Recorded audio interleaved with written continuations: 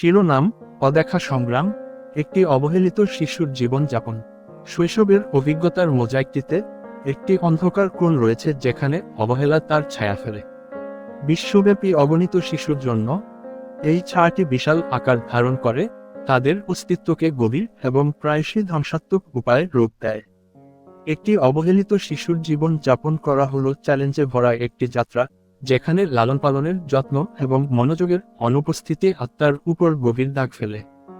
অবহেলা, শারীরিক, মানসিক বা উভয়ই হোক না কেন, শিশুদের নিরাপদ, ভালোবাসা এবং মূল্যবান বোধ করার মৌলিক অধিকারকে অস্বীকার করে। এটি বিভিন্ন রূপে প্রকাশ পায়: শারীরিক অনুপস্থিতি থেকে মানসিক বিচ্ছিন্নতা, মৌলিক চাহিদার অপর্যাপ্ত বিধান থেকে আত্মমূল্যের নীরব ক্ষয় পর্যন্ত। স্থিতিশীলতা এবং নির্দেশনার অনুপস্থিতিতে অবহেলিত শিশুরা অনিশ্চয়তার উত্তাল সমুদ্রে চলাচল করে, একাকিত্ব এবং পরিত্যাগের গভীর অনুভূতির সাথে লড়াই করে। একটি অবহেলিত শিশুর জীবনের সংজ্ঞায়িত বৈশিষ্ট্যগুলির মধ্যে একটি হল অদৃশ্যতার ব্যাপক অনুভূতি।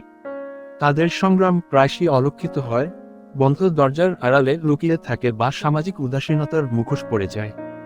তাদের বেদনা প্রকাশ করার জন্য একটি কণ্ঠস্বর ছাড়া এই শিশুরা নীরবে কষ্ট পায়। তাদের সাহায্যের জন্য তাদের আর্তনাদ দৈনন্দিন জীবনের কোলাহল দ্বারা নিমজ্জিত হয়।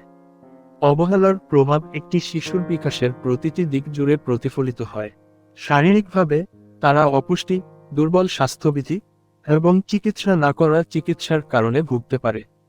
আবেগগতভাবে তারা মূল্যহীনতা, উদ্বেগ এবং বিষণ্ণতার অনুভূতির সাথে লড়াই করে। সামাজিকভাবে তারা সুস্থ সম্পর্ক তৈরি করতে সংগ্রাম করে এবং তাদের ব্যথা মোকাবেলার উপায় হিসাবে ঝুঁকিপূর্ণ আচরণ অবলম্বন করতে পারে। একটি লালন পালন এবং সহায়ক পরিবেশে প্রতিটি শিশুর অধিকার আন্তর্জাতিক কনভেনশন এবং জাতীয় আইনে নিহিত রয়েছে।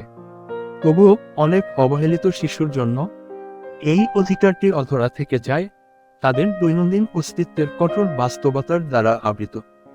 অবহেলার চক্র প্রায়শই প্রজন্মের পর প্রজন্ম ধরে স্থায়ী হয়,